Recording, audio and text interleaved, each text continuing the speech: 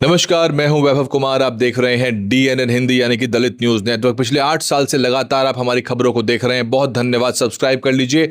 कल आकाश आनंद ने जो धमाकेदार भाषण दिया है वो बुरी तरह से मीडिया में छाया हुआ है और विपक्ष भी तिलमिलाया हुआ है, क्योंकि आकाश आनंद ने बातें ही ऐसी कर दी हैं। उस पर अलग से चर्चा करेंगे। आज बहन मायावती जी ने भी प्रेस कॉन्फ्रेंस करी है और प्रेस कॉन्फ्रेंस करके विपक्ष और सत्ता पक्ष दोनों को एक ही लाठी से हाँका है। साथ ही जेनजी को एक तरह से चेतावनी दी है, उनको चेताया है, वार्निंग दी है। बहुत ही अहम मुद्दे उठाए हैं छात्रों के, और लग रहा है कि बहन मायावती अब पूरी तरह चुनावी मोड में है। पिछले एक हफ्ते के अंदर जो बसपा की तरफ से ट्वीट निकल के आई हैं वो सारे अहम मुद्दे हैं। हालांकि उनमें पीसी नहीं हुई है, लेकिन ट्वीट ने भी लगातार खबरें बनाई हैं। और आकाश आनंद ने जो बातें करी हैं उस पर अलग से हम चर्चा करेंगे। आकाश आनंद के जो भाषण है उसके टुकड़े आपको हमारे चैनल पे मिलेंगे।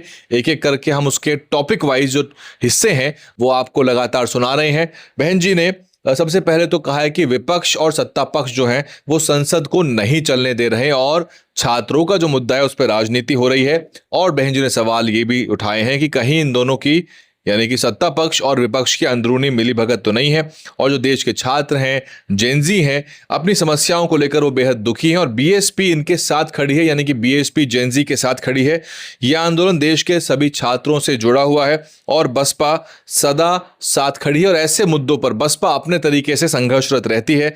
और बहन जी ने चेतावनी ये दी है कि जेनजी को राजनीति में नहीं फंसना चाहिए, क्योंकि बहन जी ने झारखंड का भी जिक्र किया है। उन्होंने कहा कि दिल्ली का जो कॉकरोच जनता पार्टी का आंदोलन था उसको कांग्रेस और उनके सहयोगी दलों ने और अन्य पार्टियों ने उसको हाईजैक कर लिया, ये बहन जी का आरोप है। साथ ही सीजेपी का जो आंदोलन है उसके खत्म होते ही झारखंड में जो अब आंदोलन शुरू हुआ है, जो चल रहा है, उस पे भी बहन जी ने साफ कहा है कि जिसमें कांग्रेस और उसके अलाई जो हैं खुलकर नहीं बोल पा रहे हैं। यानी कि जहां वो दिल्ली में जंतर मंतर पे सरकार को घेर रहे थे, वहीं अब झारखंड में वो इन मुद्दों पर खुल के नहीं बोल पा रहे हैं। और अब बीजेपी ने झारखंड वाला आंदोलन हाईजैक कर लिया।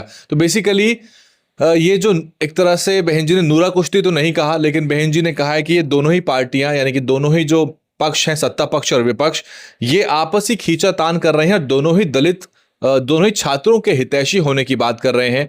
और इन मुद्दों पे दोनों ही जो धड़े हैं यानी कि सत्ता पक्ष और विपक्ष कहीं कहीं आपको छात्रों के साथ खड़ा। आप जैसे कि आप झारखंड में देखिए, वहां एबीपी के जो छात्र हैं, एबीपी के जो कार्यकर्ता हैं, वो लगातार छात्रों की आवाज उठा रहे हैं। तो इसमें बहन जी ने ये कहा है कि इसमें बचना चाहिए जेनजी को, और किसी भी रूप से जो राजनीति हो रही है उसमें समस्याएं पीछे छूट जाएंगी, जबकि छात्रों की समस्याएं बेहद गंभीर हैं और इन गंभीर समस्याओं को सुलझाना, इनका निपटारा करना बहुत जरूरी है। इसलिए बहन जी ने देश की जेनजी से अपील की है कि सत्ता पक्ष और विपक्ष के जो षड्यंत्र है उससे दूर रहे। तो बहन जी is not mincing any word, she is trying to be very clear. बहुत साफ सीधे शब्दों में कह रही हैं कि जेनजी इन दोनों के बीच में इस्तेमाल ना हो जाए। साथ ही बहन जी ने अपनी सरकारों की बात बताई, किस तरह से कि यूपी में जो बसपा की 4 बार की सरकारें चली हैं उसमें कभी भी बहन जी ने छात्रों को निराश नहीं होने दिया, चाहे भर्तियों की बात हो। और बहन जी ने जो भर्तियों पर रोक लगी थी उसको खत्म किया, जिससे कि लाखों नौकरियां मिली, और न केवल सरकारी बल्कि निजी क्षेत्र में भी बहन जी ने नौकरियां सुनिश्चित की। साथ ही पुलिस विभाग में, जिसकी दुनिया कायल है, आज तक भी आप गांव में चले जाइए, बहन जी के कार्यकाल में पुलिस विभाग में ईमानदारी से भर्तियां हुई थी। आज भी वो लोग वर्दी ताने बहुत ही शान से इस बात को कहते हैं, जो पुलिस अधिकारी हैं, जो दरोगा बन गए, जो बड़े पदों पे चले गए, कि बहन जी कार्यकाल में बिना किसी पैसे के, बिना किसी 1 रुपया खर्च किए ईमानदारी से फिजिकल हुआ, भर्तियां हुई और नौकरियां मिली। साथ ही पब्लिक सेक्टर को भी कमजोर किया जा रहा है, ये बहन जी ने आरोप लगाया। और उन्होंने कहा कि आरक्षण को लेकर बड़े षड्यंत्र हो रहे हैं। आरक्षण जो है अब वो ना के बराबर मिल पा रहा है। पहली बात तो पब्लिक सेक्टर की नौकरियां कम से कम हो गई, जो बची भी हैं उसमें आउटसोर्सिंग और ये सब हो गया है और निजीकरण हो गया है। इसलिए आरएसएस जो है वो आरक्षण के खिलाफ लगातार षड्यंत्र कर रहा है। और बहन जी ने सीधे तौर पे, जो लोग कहते हैं ना कि बहन जी बस भाजपा के खिलाफ नहीं बोलती, उन पार्टियों के नेता तो आरक्षण के मुद्दे पर बोल ही नहीं पाते जो भाजपा, जो बाबा साहब की बात कर रहे हैं, जो जय भीम बोल रहे हैं। जय भीम जो अमित शाह कह रहे थे कि अंबेडकर अंबेडकर अंबेडकर एक फैशन हो गया है, लग रहा है कि वो विपक्षी दलों के लिए फैशन हो गया है। और वो विपक्षी दलों की बात कर रहे थे कि विपक्षी दल बाबा साहब का नाम ले रहे हैं, जय भीम की बात कर रहे हैं, संविधान किताब ले घूम रहे हैं। लेकिन जब मोहन भागवत की तरफ से आरक्षण को लेकर बयान आता है, हालांकि वो उन्होंने वापस भी ले लिया है, बदल भी गया है बयान उनका, इस सब मुद्दों पर वो मुखालफत करते नजर नहीं आते। और सबसे बड़ी बात, बहन जी ने निजी क्षेत्र में आरक्षण लागू करने की मांग को उठाया है। बहन जी ने साफ सीधे शब्दों में स्पष्ट रूप में खुलकर कहा है कि निजी क्षेत्र में आरक्षण मिलना चाहिए और एससी एसटी का जो वर्ग है, पूरा जो तबका है, वो सत्ता और विपक्ष की जो अंदरूनी साजिश है उससे उनको सावधान रहने की बहुत जरूरत है। कई जगह पर बहन जी के जो स्पीच है उसकी आवाज़ भी साफ नहीं थी, इसलिए मैंने पूरे पॉइंट्स तैयार करके आपको सुना दिए हैं। बहन जी ने कहा कि सभी वर्गों के हितों का ध्यान रखना बहुत ज़रूरी है और यूपी, उत्तराखंड और पंजाब में जो आम चुनाव होने वाले हैं विधानसभा के, उसमें बहन जी सर्व समाज से अपील करती हैं कि बीएसपी को कामयाब बनाया जाए। और जो सभी सर्व समाज से बहन जी ने क्या कहा, बहन जी ने सर्व समाज को परिभाषित भी किया। उन्होंने कहा कि छात्र, नौजवान, मुस्लिम समुदाय, अन्य धार्मिक अल्पसंख्यक, साथी किसान, मजदूर, कर्मचारी वर्ग, ये सर्व समाज की बहन जी ने आज परिभाषा दी है। तो ये मुद्दे बहन जी की तरफ से निकल कर आए हैं। और साथ ही कल जो आकाश आनंद ने मुद्दे उठाए हैं वो तो बहुत ही डायनामिक भाषण था, उसके ऊपर अलग से चर्चा करेंगे हम। आपने उम्मीद है सुन लिया होगा, हम लोग मौजूद थे।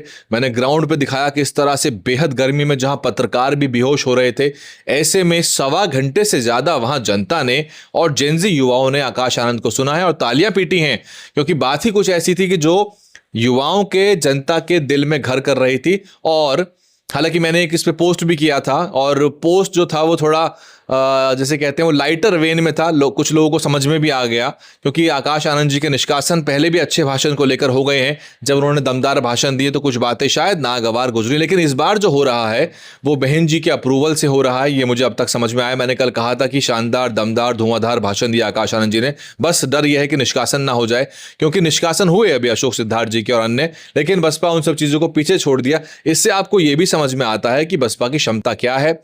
बसपा अगर खुल के फ्रंट फुट पे बैटिंग करे और बसपा अपने 100% पे काम करे तो विरोधी उत्तर प्रदेश में धराशायी हो जाएंगे।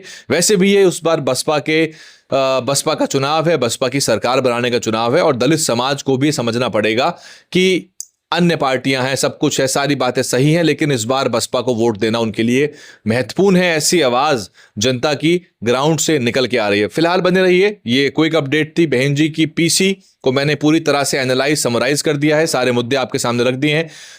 सुन लिया आपने तो आप कमेंट कर दीजिए और कमेंट करके हमको बता दीजिए आप इन मुद्दों पर क्या कुछ सोचते हैं। कल आकाश आनंद जी ने कुछ और मुद्दे उठाए तो बहन जी ने कुछ और मुद्दे उठाए हैं, और यही जो तालमेल वाली राजनीति है, आकाश आनंद जी को उत्तर प्रदेश में ऐसे ही मुद्दों पे काम करने खुली छूट मिले, जबकि जो राष्ट्रीय स्तर के अन्य मुद्दे हैं, जो थोड़े संजीदा गंभीर मुद्दे हैं, उनको बहन जी उठाती रहें और ऐसे ही तालमेल के साथ राजनीति चलती रहे तो बीएसपी बड़े कमबैक की तैयारी इस बार कर रही है। बने रहिए, आप देख रहे थे डीएनएन हिंदी, मैं हूं वैभव कुमार। हाँ, सब्सक्राइब कर लीजिए जिन्होंने सब्सक्राइब नहीं किया है।